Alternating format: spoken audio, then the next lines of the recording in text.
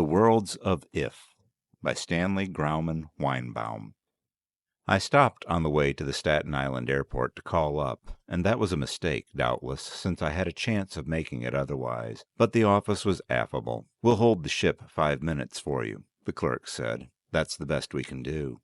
So I rushed back to my taxi, and we spun off to the third level and sped across the Staten Bridge like a comet treading a steel rainbow. I had to be in Moscow by evening, by 8 o'clock in fact, for the opening of bids on the Ural Tunnel. The government required the personal presence of an agent of each bidder, but the firm should have known better than to send me, Dixon Wells, even though the N.J. Wells Corporation is, so to speak, my father. I have an undeserved reputation for being late to everything. Something always comes up to prevent me from getting anywhere on time. It's never my fault. This time it was a chance encounter with my old physics professor, old Haskell van Manderputz. I couldn't very well just say hello and goodbye to him. I'd been a favorite of his back in the college days of 2014. I missed the airliner, of course. I was still on the Staten Bridge when I heard the roar of the catapult, and the Soviet rocket Baikal hummed over us like a tracer bullet with a long tail of flame. We got the contract anyway. The firm wired our man in Beirut, and he flew up to Moscow, but it didn't help my reputation. However, I felt a great deal better when I saw the evening papers. The Baikal, flying at the north edge of the eastbound lane to avoid a storm, had locked wings with a British fruit ship, and all but 100 of her 500 passengers were lost. I had almost become the late Mr. Wells, in a grimmer sense. I'd made an engagement for the following week with old Van Manderputz. It seems he'd transferred to NYU as head of the Department of Newer Physics, that is, of Relativity. He deserved it. The old chap was a genius, if ever there was one. And even now, 8 years out of college, I remember more from his course than from half a dozen calculus, steam and gas, mechanics, and other hazards on the path to an engineer's education. So Tuesday night I dropped in an hour or so late, to tell the truth, since I'd forgotten about the engagement until mid-evening. He was reading in a room as disorderly as ever. "Humph," he grunted. "Time changes everything but habit, I see. You were a good student, Dick, but I seem to recall that you always arrived in class toward the middle of the lectures." "I had a course in the East Hall just before," I explained. "I couldn't seem to make it in time." "Well, it's time you learned to be on time," he growled. Then his eyes twinkled. "Time," he ejaculated. "The most fascinating word in the language. Here we've used it 5 times. There goes the 6th time. And the 7th. In the first minute of conversation. Each of us understands the other, yet science is just beginning to learn its meaning. Science? I mean that I am beginning to learn." I sat down. "You and science are synonymous," I grinned. "Aren't you one of the world's outstanding physicists?" "One of them," he snorted. "One of them? And who are the others?" "Oh, Corviel and Hastings and Shrimsky." "Bah! Would you mention them in the same breath with the name of Van Manderputz? A pack of jackals eating the crumbs of ideas that dropped from my feast of thoughts. Had you gone back into the last century, now had you mentioned Einstein and de Sitter, there perhaps are names worthy to rank with, or just below, Van Manderputz." I grinned again in amusement. "Einstein was considered pretty good, wasn't he?" I remarked. "After all, he was the first to tie time and space to the laboratory. Before him, they were just philosophical concepts." "He didn't," rasped the professor. "Perhaps in a dim, primitive fashion he showed the way, but I, Van Manderputz, am the first to seize time, drag it into my laboratory, and perform an experiment on it." "Indeed? And what sort of experiment?" "What experiment, other than simple measurement, is possible to perform?" he snapped. "Why, I don't know. To travel in it." "Exactly. Like these time machines that are so popular in the current magazines, to go into the future or the past." "Bah! Many bahs. The future or the past. Phooey. It needs no Van Manderputz to see the fallacy in that. Einstein showed us that much." "How? It's conceivable, isn't it?" "Conceivable? And you, Dixon Wells, studied under Van Manderputz?" He grew red with emotion, then grimly calm. "Listen to me. You know how time varies with the speed of a system, Einstein's relativity." "Yes." "Very well. Now suppose, then, that the great engineer Dixon Wells invents a machine capable of traveling very fast, enormously fast, 9/10 as fast as light. Do you follow? Good. You then fuel this miracle ship for a little jaunt of 500,000 miles, which, since mass, and with it inertia, increases according to the Einstein formula with increasing speed, takes all the fuel in the world. But you solve that. You use atomic energy. Then, since at 9/10 light speed your ship weighs about as much as the sun, you disintegrate North America to give you sufficient motive power. You start off at that speed, 168,000 miles per second, and you travel for 204,000 miles. The acceleration has now crushed you to death, but you have penetrated the future. He paused, grinning sardonically. Haven't you? Yes. And how far? I hesitated. Use your Einstein formula, he screeched. How far? I'll tell you. 1 second. He grinned triumphantly. That's how possible it is to travel into the future. And as for the past, in the first place, you'd have to exceed light speed, which immediately entails the use of more than an infinite number of horsepowers. We'll assume that the great engineer Dixon Wells solves that little problem too, even though the energy output of the whole universe is not an infinite number of horsepowers. Then he applies this more than infinite power to travel at 204,000 miles per second for 10 seconds. He has then penetrated the past. How far? Again I hesitated. I'll tell you. 1 second. He glared at me. Now all you have to do is design such a machine, and then Van Manderpootz will admit the possibility of traveling into the future for a limited number of seconds.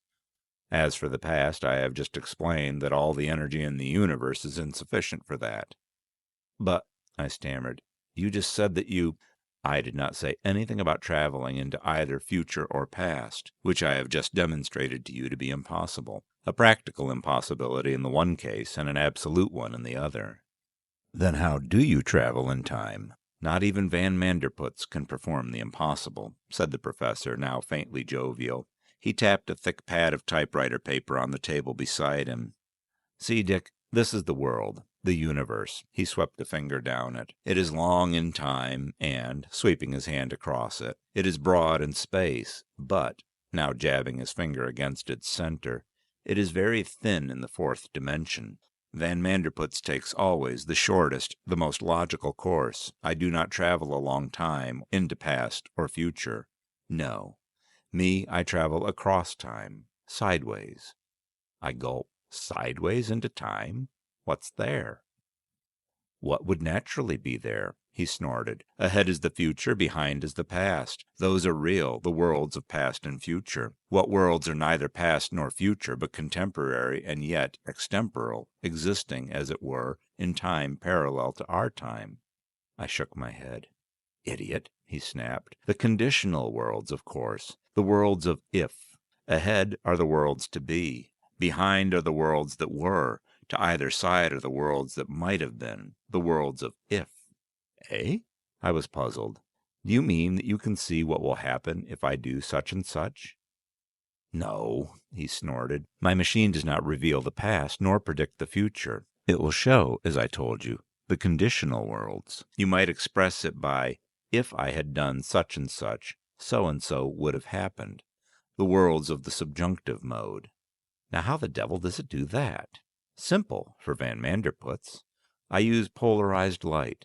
Polarized, not in the horizontal or vertical planes, but in the direction of the fourth dimension. An easy matter.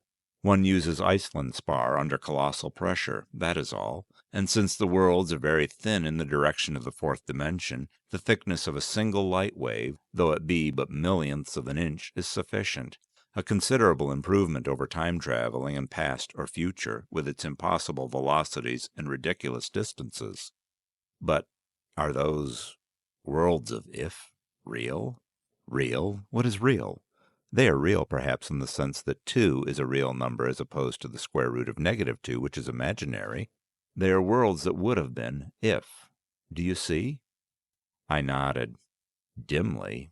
You could see, for instance, what New York would have been like if England had won the Revolution instead of the colonies.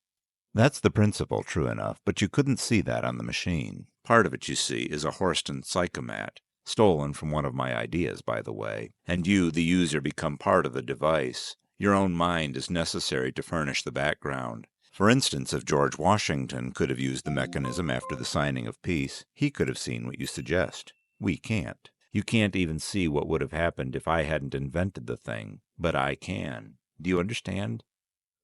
Of course. You mean the background has to rest in the past experiences of the user. You're growing brilliant, he scoffed. Yes, the device will show 10 hours of what would have happened if. Condensed, of course, as in a movie to half an hour's actual time. Say, that sounds interesting. You'd like to see it? Is there anything you'd like to find out? Any choice you'd alter? I'll say 1,000 of them. I'd like to know what would have happened if I'd sold out my stocks in 2009 instead of 10. I was a millionaire in my own right then, but I was a little late in liquidating. As usual, remarked Van Manderpootz. Let's go over to the laboratory then. Professor's quarters were but a block from the campus. He ushered me into the physics building and thence into his own research laboratory, much like the one I had visited during my courses under him. The device, he called it his subjunctivizer, since it operated in hypothetical worlds, occupied the entire center table.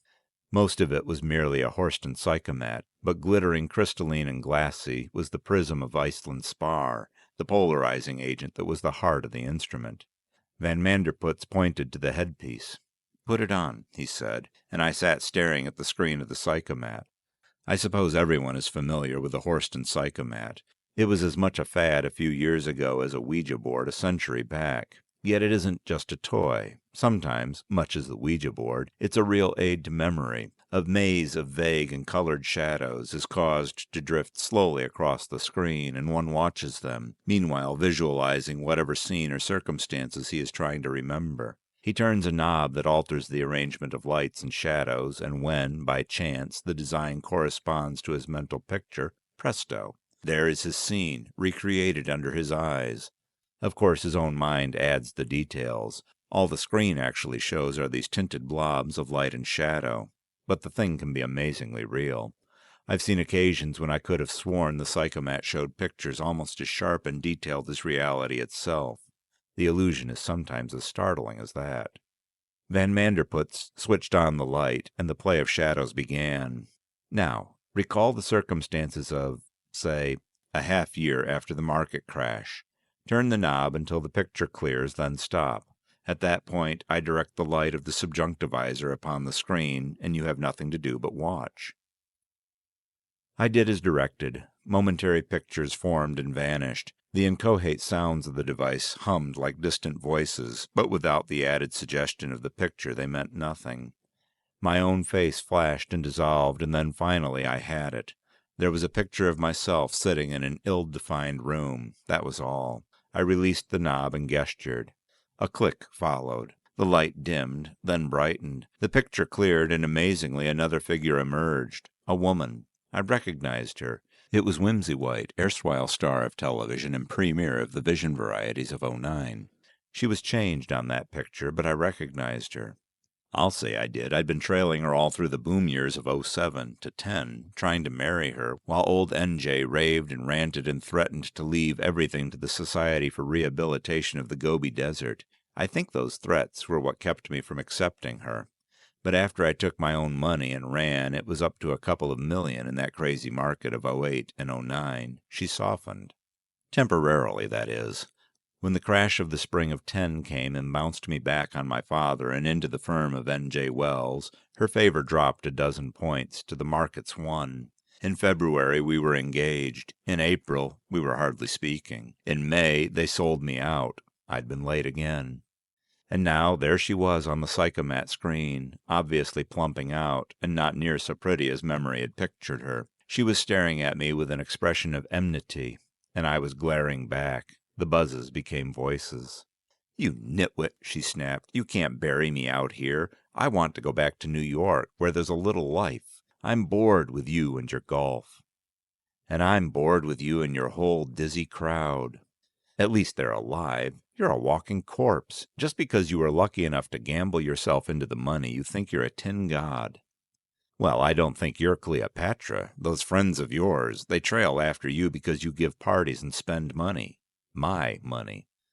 Better than spending it to knock a white walnut along a mountainside. Indeed? You ought to try it, Marie. That was her real name. It might help your figure, though I doubt if anything could. She glared in rage, and, well, that was a painful half hour. I won't give all the details, but I was glad when the screen dissolved into meaningless colored clouds. Whew, I said, staring at Van Manderputz, who had been reading. You liked it? Liked it? Say, I guess I was lucky to be cleaned out. I won't regret it from now on. That, said the professor grandly, is Van Manderputz's great contribution to human happiness. Of all sad words of tongue or pen, the saddest are these, "It might have been." True no longer, my friend Dick. Van Manderputz has shown that the proper reading is, "It might have been worse." It was very late when I returned home, and as a result, very late when I rose, and equally late when I got to the office. My father was unnecessarily worked up about it, but he exaggerated when he said I'd never been on time. He forgets the occasions when he's awakened me and dragged me down with him, nor was it necessary to refer so sarcastically to my missing the Baikal. I reminded him of the wrecking of the liner, and he responded very heartlessly that if I'd been aboard, the rocket would have been late, and so would have missed colliding with the British fruit ship. It was likewise superfluous for him to mention that when he and I had tried to snatch a few weeks of golfing in the mountains, even the spring had been late. I had nothing to do with that. Dixon, he concluded, you have no conception whatever of time. None whatever. The conversation with Van Manderputz recurred to me. I was impelled to ask, "And have you, sir?" "I have," he said grimly. "I most assuredly have. Time," he said oracularly, "is money." You can't argue with a viewpoint like that. But those aspersions of his rankled, especially about the Baikal. Tardy I might be, but it was hardly conceivable that my presence aboard the rocket could have averted the catastrophe.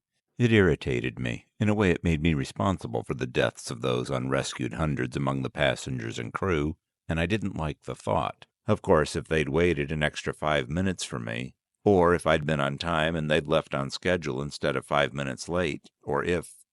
The word called up Van Manderputz and his subjunctivizer, the worlds of if. The weird, unreal worlds that existed beside reality, neither past nor future, but contemporary, yet extemporal. Somewhere among their ghostly infinities existed one that represented the world that would have been had I made the liner. I had only to call up Haskell Van Manderputz, make an appointment, and then find out. Yet it wasn't an easy decision. Just suppose that I found myself responsible. Not legally responsible, certainly. There'd be no question of criminal negligence or anything of that sort. Not even morally responsible, because I couldn't possibly have anticipated that my presence or absence could weigh so heavily in the scales of life and death. Nor could I have known in which direction the scales would tip. Just responsible, that was all. Yet I hated to find out. I hated equally not finding out. Uncertainty has its pangs, too, quite as painful as those of remorse. It might be less nerve-wracking to know myself responsible than to wonder, to waste thoughts in vain doubts and futile reproaches. So I seized the visiphone, dialed the numbers of the university, and at length gazed on the broad, humorous, intelligent features of Van Manderputz, dragged from a morning lecture by my call. I was all but prompt for the appointment the following evening, and might actually have been on time but for an unreasonable traffic officer who insisted on booking me for speeding. At any rate, Van Manderputz was impressed. "Well," he rumbled, "I almost missed you, Dixon. I was just going over to the club, since I didn't expect you for an hour. You're only 10 minutes late." I ignored this. "Professor, I wanted to use your subjunctivizer." "Eh? Oh, yes. You're lucky, then. I was just about to dismantle it." "Dismantle it? Why?" "It has served its purpose. It has given birth to an idea far more important than itself. I shall need the space it occupies." "But what is the idea, if it is not too presumptuous of me to ask?"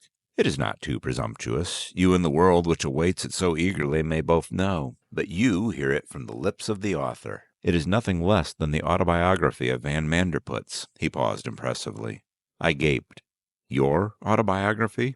"Yes. The world, though perhaps unaware, is crying for it. I shall detail my life, my work. I shall reveal myself as the man responsible for the 3 years' duration of the Pacific War of 2004. You? None other. Had I not been a loyal Netherlands subject at that time, and therefore neutral, the forces of Asia would have been crushed in 3 months instead of 3 years. The subjunctivizer tells me so. I would have invented a calculator to forecast the chances of every engagement. Van Manderpootz would have removed the hit-or-miss element in the conduct of war. He frowned solemnly. There is my idea, the autobiography of Van Manderpootz. What do you think of it? I recovered my thoughts. It's colossal, I said vehemently. I'll buy a copy myself, several copies. I'll send them to my friends. I, said Van Manderpootz expansively, shall autograph your copy for you. It will be priceless. I shall write in some fitting phrase, perhaps something like magnificus sed non superbus. Great, but not proud. That well described Van Manderpootz, who despite his greatness is simple, modest, and unassuming. Don't you agree? Perfectly. A very apt description of you. But couldn't I see your subjunctivizer before it's dismantled to make way for the greater work? Ah, you wish to find out something? Yes, Professor. Do you remember the Baikal disaster of a week or two ago? I was to have taken that liner to Moscow. I just missed it. I related the circumstances. Humph, he grunted. You wish to discover what would have happened had you caught it, eh? Well, I see several possibilities. Among the world of if is the one that would have been real if you had been on time, the one that depended on the vessel waiting for your actual arrival, and the one that hung on your arriving within the 5 minutes they actually waited. In which are you interested? Oh, the last one. That seemed the likeliest. After all, it was too much to expect that Dixon Wells could ever be on time. And as to the second possibility, well, they hadn't waited for me.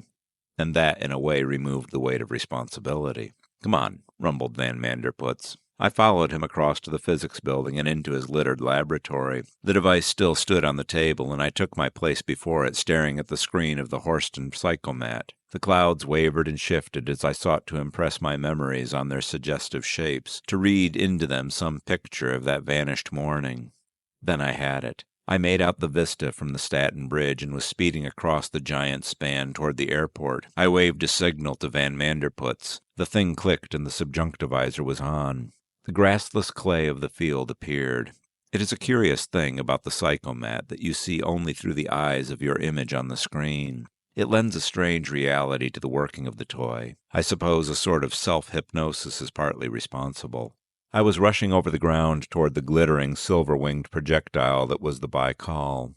A glowering officer waved me on, and I dashed up the slant of the gangplank and into the ship. The port dropped, and I heard a long whew of relief. "Sit down," barked the officer, gesturing toward an unoccupied seat. I fell into it. The ship quivered under the thrust of the catapult, grated harshly into motion, and then was flung bodily into the air. The blasts roared instantly, then settled to a more muffled throbbing, and I watched Staten Island drop down and slide back beneath me. The giant rocket was under way. Whew, I breathed again. Made it.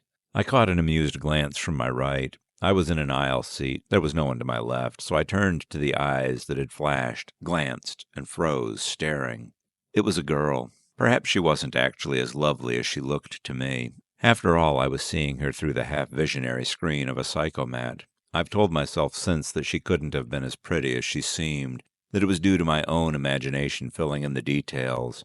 I don't know. I remember only that I stared at curiously lovely silver-blue eyes, and velvety brown hair, and a small amused mouth, and an impudent nose. I kept staring until she flushed. "I'm sorry," I said quickly. I was startled. There's a friendly atmosphere aboard a transoceanic rocket. The passengers are forced into a crowded intimacy for anywhere from 7 to 12 hours, and there isn't much room for moving about. Generally, one strikes up an acquaintance with his neighbors. Introductions aren't at all necessary, and the custom is simply to speak to anybody you choose. Something like an all-day trip on the railroad trains of the last century, I suppose. You make friends for the duration of the journey, and then 9 times out of 10 you never hear of your traveling companions again. The girl smiled. "Are you the individual responsible for the delay in starting?" I admitted it. "I seem to be chronically late. Even watches lose time as soon as I wear them." She laughed. "Your responsibilities can't be very heavy." Well, they weren't, of course, though it's surprising how many clubs, caddies, and chorus girls have depended on me at various times for appreciable portions of their incomes. But somehow I didn't feel like mentioning those things to the silvery-eyed girl. We talked. Her name, it developed, was Joanna Caldwell, and she was going as far as Paris. She was an artist, or hoped to be one day, and of course there is no place in the world that can supply both training and inspiration like Paris. So it was there she was bound for a year of study, and despite her demurely humorous lips and laughing eyes, I could see that the business was of vast importance to her. I gathered that she had worked hard for the year in Paris, had scraped and saved for 3 years as fashion illustrator for some woman's magazine, though she couldn't have been many months over 21. Her painting meant a great deal to her, and I could understand it. I'd felt that way about polo once. So, you see, we were sympathetic spirits from the beginning. I knew that she liked me, and it was obvious that she didn't connect Dixon Wells with the N.J. Wells Corporation. And as for me, well, after that first glance into her cool silver eyes, I simply didn't care to look anywhere else. The hours seemed to drip away like minutes while I watched her. You know how those things go. Suddenly I was calling her Joanna, and she was calling me Dick, and it seemed as if we'd been doing just that all our lives. I'd decided to stop over in Paris on my way back from Moscow, and I'd secured her promise to let me see her. She was different, I tell you. She was nothing like the calculating Whimsy White, and still less like the dancing, simpering, giddy youngsters one meets around at social affairs. She was just Joanna. Cool and humorous, yet sympathetic and serious, and as pretty as a majolica figurine. We could scarcely realize it when the steward passed along to take orders for luncheon. 4 hours out? It seemed like 40 minutes. And we had a pleasant feeling of intimacy in the discovery that both of us liked lobster salad and detested oysters. It was another bond. I told her whimsically that it was an omen, nor did she object to considering it so. Afterwards we walked along the narrow aisle to the glassed-in observation room up forward. It was almost too crowded for entry, but we didn't mind that at all, as it forced us to sit very close together. We stayed long after both of us had begun to notice the stuffiness in the air.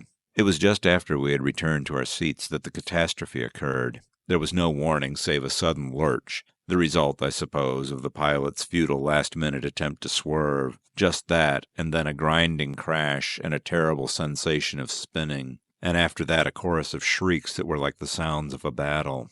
It was battle. 500 people were picking themselves up from the floor, were trampling each other, milling around, being cast helplessly down as the great rocket plane, its left wing but a broken stub, circled downward toward the Atlantic. The shouts of officers sounded, and a loudspeaker blared. "Be calm," it kept repeating, and then, "There has been a collision. We have contacted a surface ship. There is no danger. There is no danger." I struggled up from the debris of shattered seats. Joanna was gone. Just as I found her crumpled between the rows, the ship struck the water with a jar that set everything crashing again. The speaker blared out, "Put on the cork belts under the seats. The life belts are under the seats." I dragged a belt loose and snapped it around Joanna, then donned one myself. The crowd was surging forward now, and the tail end of the ship began to drop. There was water behind us, sloshing in the darkness as the lights went out. An officer came sliding by, stooped and fastened a belt about an unconscious woman ahead of us. "You all right?" he yelled, and passed on without waiting for an answer. The speaker must have been cut on to a battery circuit. "And get as far away as possible," it ordered suddenly. "Jump from the forward port and get as far away as possible. A ship is standing by. You will be picked up. Jump from the—" It went dead again. I got Joanna untangled from the wreckage. She was pale. Her silvery eyes were closed. I started dragging her slowly and painfully toward the forward port, and the slant of the floor increased until it was like the slide of a ski jump. The officer passed again. "Can you handle her?" he asked, and again dashed away. I was getting there. The crowd around the port looked smaller, or was it simply huddling closer? Then suddenly a wail of fear and despair went up, and there was a roar of water. The observation room walls had given. I saw the green surge of waves, and a billowing deluge rushed down upon us. I had been late again. That was all. I raised shocked and frightened eyes from the subjunctivisor to face Van Manderputz, who was scribbling on the edge of the table. "Well?" he asked. I shuddered. "Horrible," I murmured. I guess we wouldn't have been among the survivors." "We, eh? We?" His eyes twinkled. I did not enlighten him. I thanked him, bade him good night, and went dolorously home. Even my father noticed something queer about me. The day I got to the office only 5 minutes late, he called me in for some anxious questioning as to my health. I couldn't tell him anything, of course. How could I explain that I'd been late once too often, and had fallen in love with a girl 2 weeks after she was dead? The thought drove me nearly crazy. Joanna. Joanna with her silvery eyes now lay somewhere at the bottom of the Atlantic. I went around half dazed, scarcely speaking. One night I actually lacked the energy to go home and sat smoking in my father's big overstuffed chair in his private office until I finally dozed off. The next morning, when old N.J. entered and found me there before him, he turned as pale as paper, staggered, and gasped, "My heart!" It took a lot of explaining to convince him that I wasn't early at the office, but just very late going home. At last I felt that I couldn't stand it. I had to do something. Anything at all. I thought finally of the subjunctivizer. I could see. Yes, I could see what would have transpired if the ship hadn't been wrecked. I could trace out that weird, unreal romance hidden somewhere in the worlds of if. I could, perhaps, wring a somber, vicarious joy from the things that might have been. I could see Joanna once more. It was late afternoon when I rushed over to Van Manderpootz's quarters. He wasn't there. I encountered him finally in the hall of the physics building. "Dick," he exclaimed, "are you sick?" "Sick? No, not physically, Professor. I've got to use your subjunctivizer again. I've got to." "Eh?" "Oh, that toy. You're too late, Dick. I've dismantled it. I have a better use for the space." I gave a miserable groan and was tempted to damn the autobiography of the great Van Manderpootz. A gleam of sympathy showed in his eyes, and he took my arm, dragging me into the little office adjoining his laboratory. "Tell me," he commanded. I did. I guess I made the tragedy plain enough, for his heavy brows knit in a frown of pity. "Not even Van Manderpootz can bring back the dead," he murmured. "I'm sorry, Dick. Take your mind from the affair. Even were my subjunctivizer available, I wouldn't permit you to use it. That would be but to turn the knife in the wound." He paused. "Find something else to occupy your mind. Do as Van Manderpootz does. Find forgetfulness in work." "Yes," I responded dully. "But who'd want to read my autobiography?" "That's all right for you." "Autobiography? Oh, I remember. No, I have abandoned that. History itself will record the life and works of Van Manderpootz. Now I am engaged in a far grander project." "Indeed?" I was utterly, gloomily disinterested. "Yes. Gogli has been here. Gogli, the sculptor. He is to make a bust of me. What better legacy can I leave to the world than a bust of Van Manderpootz, sculpted from life? Perhaps I shall present it to the city, perhaps to the university. I would have given it to the Royal Society if they had been a little more receptive. If, the last in a shout. Huh? If, cried Van Manderpootz, what you saw in the subjunctivizer was what would have happened if you had caught the ship. I know that. But something quite different might really have happened, don't you see? She, where are those old newspapers? He was pawing through a pile of them. He flourished one finally. Here are the survivors. Like letters of flame, Joanna Caldwell's name leaped out at me. There was even a little paragraph about it, as I saw once my reeling brain permitted me to read. At least a score of survivors owe their lives to the bravery of 28-year-old navigator Horace Hope, who patrolled both aisles during the panic, lacing life belts on the injured and helpless and carrying many to the port. He remained on the sinking liner until the last, finally fighting his way to the surface through the broken walls of the observation room. Among those who owe their lives to the young officer are Patrick Owensby, New York City, Mrs. Campbell Warren, Boston, Miss Joanna Caldwell, New York City. I suppose my shout of joy was heard over in the administration building blocks away. I didn't care. If Van Manderpootz hadn't been armored in stubby whiskers, I'd have kissed him. Perhaps I did anyway. I can't be sure of my actions during those chaotic minutes in the professor's tiny office. At last I calmed. "I can look her up," I gloated. "She must have landed with the other survivors, and they were all on that British tramp freighter, the Osgood, that docked here last week. She must be in New York. And if she's gone over to Paris, I'll find out and follow her." Well, it's a queer ending. She was in New York, but, you see, Dixon Wells had, so to speak, known Joanna Caldwell by means of the professor's subjunctivizer, but Joanna had never known Dixon Wells. What the ending might have been if... But it wasn't. She had married Oris Hope, the young officer who had rescued her. I was late again.